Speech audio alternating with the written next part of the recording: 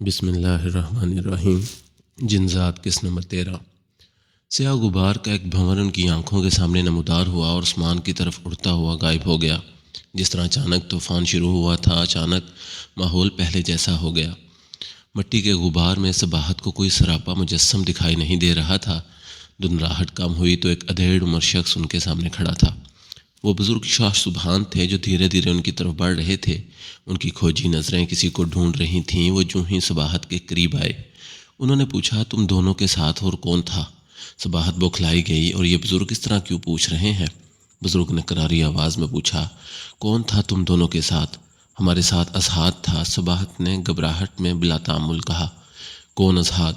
بزرگ نے پوچھا۔ اس بار صباحت تھوڑی ہمت کر کے بولی، آپ یہ سب کیوں پوچھ رہے ہیں؟ جو پوچھ رہا ہوں بس اس کا جواب دو۔ بزرگ نے تسبیح میں لپٹے ہوئے ہاتھ کو ہوا میں کھڑا لیا۔ حجاب نے صباحت کو خاموش رہنے کا اشارہ کیا۔ میں آپ کو بتاتی ہوں، ہمارے ساتھ ایک نوجوان تھا جس کا نام اسحاد ہے۔ ہم اپنے گھر سے ایک کمرہ اسے کرائے پر دے دیا ہے۔ ابا جی کی قبر پر آنا تھا تو ہم اسے اپنے ساتھ لے آئے۔ وہ جانتا تھا اسے قبرستان نہیں آنا چاہیے، پھر بھی وہ آ گیا۔ اس کی وجہ سے میرا چلہ خراب ہو گیا۔ سبحان شاہ منہ میں بڑبڑایا۔ مگر اس کے آنے سے آپ کا چلہ کیسے خراب ہو گیا؟ حجاب نے حیرت سے بزرگ کی طرف دیکھا۔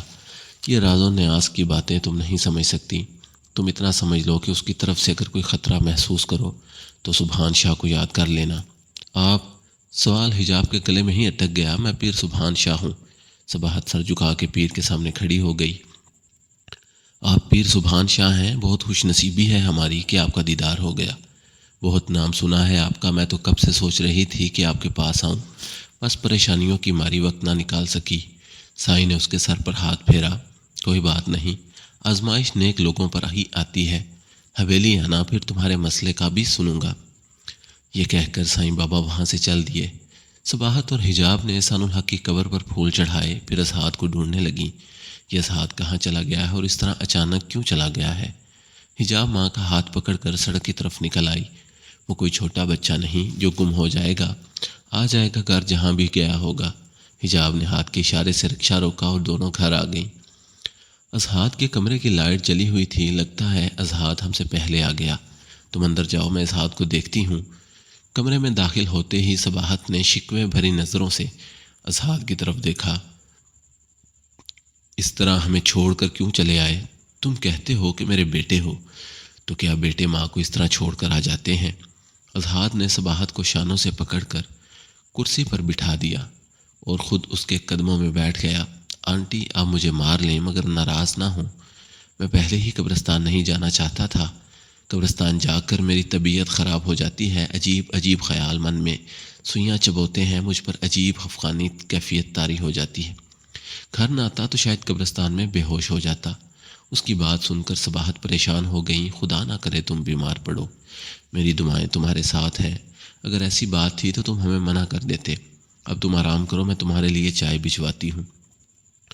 صباحت نے آ کر اسحاد کے مسئلے کے بارے میں حجاب سے بات کی اور اسے کہا وہ اسحاد کے لیے چائے لے جائے۔ حجاب نے کمرے میں باہر آئی تو اسحاد اٹیچی کیس کھولے کچھ ڈھونڈ رہا تھا۔ ایک خالی سی جلد کی کتاب اس کے ہاتھ لگی، مگر دروازے پر دستک سن کر اس نے کتاب دوبارہ کپڑوں میں چھپا دی۔ کون؟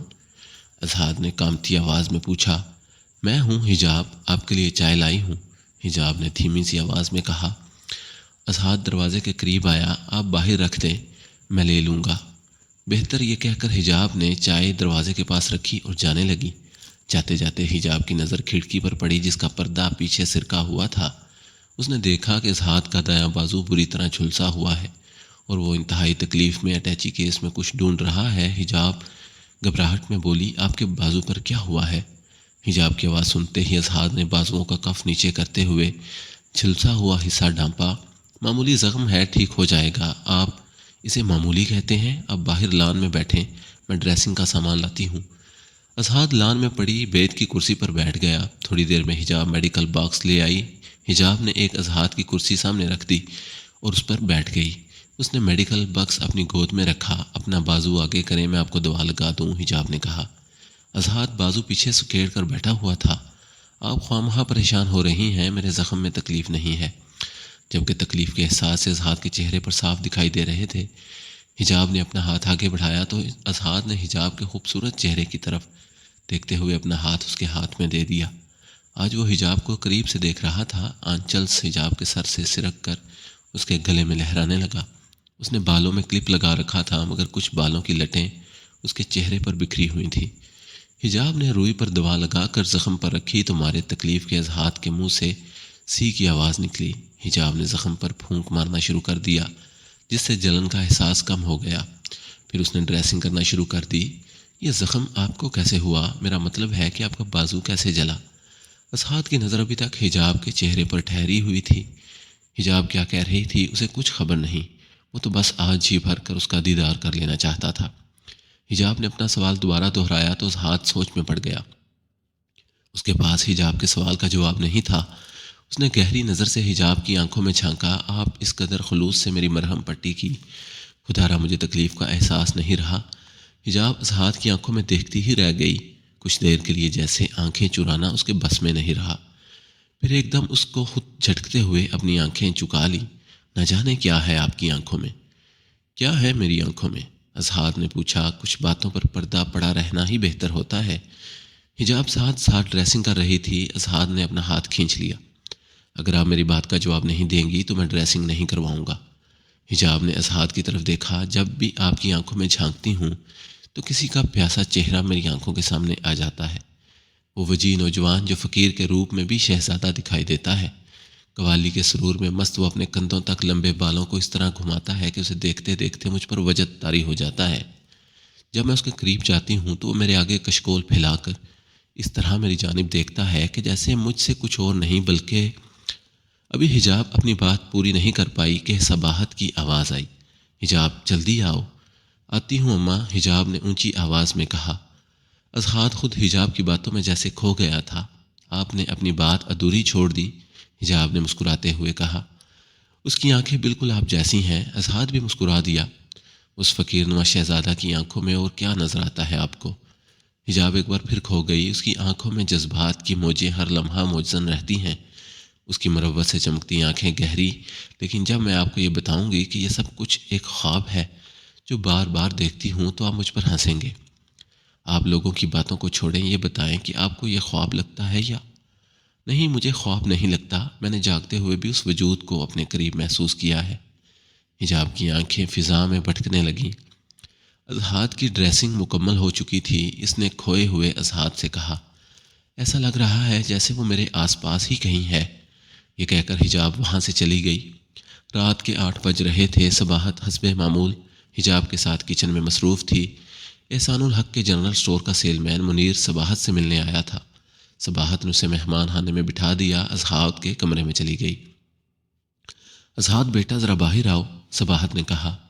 اسحاد کمرے سے باہر آ گیا۔ جی آنٹی، کوئی کام ہے؟ بیٹا ہماری دکان کا سیل مین آیا ہے، مجھے کئی بار شک ہوا ہے، میں عورت ہوں اس لیے میں جانچ پڑتال نہیں کی۔ اسحاد نے ہاتھ ککڑاتے ہوئے کہا، میں سب سمجھ گیا، آپ بس بے فکر ہو جائیں، میں اسے سیدھی راہ دکھا دوں گا۔ اسحاد صباحت کے ساتھ مہمان خانے میں گیا۔ منیر نے کھاتے کی فائل صباحت کے سامنے رکھ دی۔ صباحت نے فائل اٹھا کر اسحاد کے آگے رکھ دی۔ اسحاد بیٹا اب تم ہی یہ کام سنبھالو، میں چائے بنا کر لاتی ہوں۔ اسحاد کے ہاتھ میں فائل دیکھ کر منیر کے ماتھے پر پسینہ چمکنے لگا۔ آپ کی تعریف؟ جیسے آپ آنٹی صباحت کے ملازم ہیں ایسے ہی میں بھی ان کا ملازم ہوں۔ اس فائل کے مطابق تو جتنے روپے بنتے ہیں وہ تو آپ لائے ہی ہوں گے، وہ روپے آپ مجھے دے دیں، باقی انشاءاللہ کل سے میں رات کو 9 بجے روزانہ آپ سے آمدنی کا حساب لے لیا کروں گا۔ لیکن اسحاد صاحب میں رات 8 بجے دکان بند کر دیتا ہوں، میرا اور باجی صباحت کا حساب کتاب بھی ٹھیک چل رہا ہے۔ منیر گھبراہٹ سے ہڑبڑا گیا۔ میں نے جو کہنا تھا کہہ دیا، بہتر ہے آپ میری بات مان لیں، کل سے آپ 9 بجے سے پہلے دکان بند نہیں کریں گے، اسحاد نے کہا۔ منیر نے ٹھنڈی آہ بھری۔ ٹھیک ہے۔ اتنے میں صباحت چائے لے آئی۔ منیر نے دکان کے حساب کے مطابق رقم اسحاد کو دی اور اس کے جانے کے بعد اسحاد نے بھی صباحت سے بات کی، وہ کیا کرنا چاہتا ہے۔ بیٹا تم ہمارے لیے اتنا کچھ کر رہے ہو اور میں تمہارے لیے کچھ بھی نہیں کر سکتی۔ صباحت نے اپنائیت سے اسحاد کی طرف دیکھا۔ اسحاد نے صباحت کا ہاتھ اپنے ہاتھوں میں لیا اور بولا، میرے لیے اتنا ہی بہت ہے کہ آپ نے مجھے اپنا سمجھا۔ اتوار کی صبح اسحاد نے پردے پیچھے کیے تو سامنے لان میں حجاب پودوں کو پانی لگا رہی تھی۔ محبت کا ایک خوبصورت احساس اس کے من کو چھو گیا۔ عشق جنون کے ایک مست جھونکے میں وہ جھوم کر رہ گیا۔ اس نے ایک لمبا سانس کھینچا اور آنکھیں موند لیں۔ کچھ دیر کے بعد اس کمرے کی کھڑکی سے ایک سفید کبوتر سلاخوں کے بیچ میں سے اڑتا ہوا باہر آ گیا۔ سامنے منڈیر پر بیٹھ کر کبوتر نے اپنی آواز نکالی، گٹر گوں۔ یہ آواز سنتے ہی حجاب کی متلاشی نگاہیں چاروں طرف بھٹکنے لگیں۔ اسے کبوتر نظر آیا تو وہ دوڑتی ہوئی اس کے قریب گئی۔ اس نے اس کے پنجوں کی طرف دیکھا جس میں سب چھلا تھا۔ وہ خوشی سے جھوم اٹھی۔ میرا کبوتر آ گیا، میں تو سمجھتی تھی کہ وہ گھر چھوٹا تو تمہارا ساتھ بھی چھوٹ گیا، لیکن تم نے مجھے ڈھونڈ لیا۔ اس نے آگے بڑھ کر کبوتر کو اپنے ہاتھوں میں لیا اور اسے اپنے چہرے سے لگا لیا۔ وہ کافی دیر تک اپنی گود میں لے کر اسے بیٹھی رہی اور دانہ کھلاتی رہی۔ یوں ہی سورج کی تیز کرنوں کا اجالا پھیلا، وہ کبوتر غائب ہو گیا۔ جاری ہے۔